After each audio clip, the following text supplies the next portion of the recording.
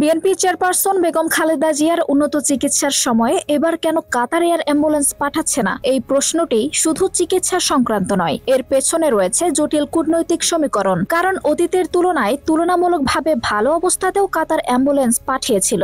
এবার সেই উদ্যোগ না আসা নিয়ে তীব্র আলোচনা চলছে।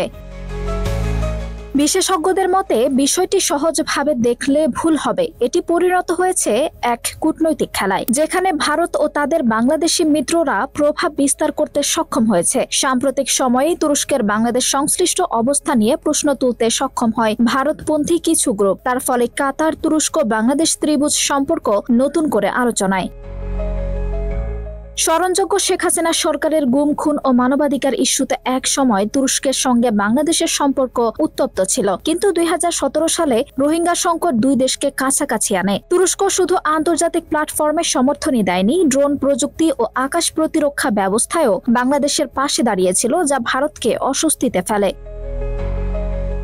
জুলাই বিপ্লবের পর পাকিস্তান, চীন, তুরস্কের সঙ্গে বাংলাদেশের ঘনিষ্ঠতা ভারতের কাছে বড় উদ্বেগ। এর মধ্যে বিএনপির ভেতরের একটি ভারতপন্থী অংশ তুরস্ক বিরোধী ন্যারেটিভ তৈরি করে, যেখানে দেখানো হয় বাংলাদেশ ইসলামপন্থীদের ক্ষমতায় আনতে তুরস্ক কাজ করছে। অথচ এই ন্যারেটিভ তৈরি করাদের কারোই বিএনপি বা ছাত্র দলের মূলধারার পটভূমি নেই।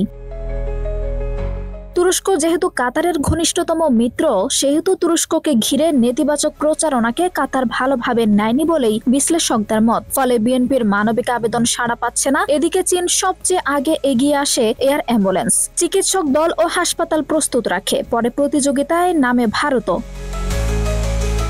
সব মিলিয়ে এই পরিস্থিতি দেখাচ্ছে বেগম জিয়ার নেতৃত্ব অনুপস্থিতির সুযোগে নানা গুজব, ন্যারেটিভ ও ভুল কূটনৈতিক বার্তা বিএনপি ও দেশের জন্য ঝুঁকি তৈরি করছে। আঞ্জুম হক আরবি, টাইম নিউজ ডেস্ক।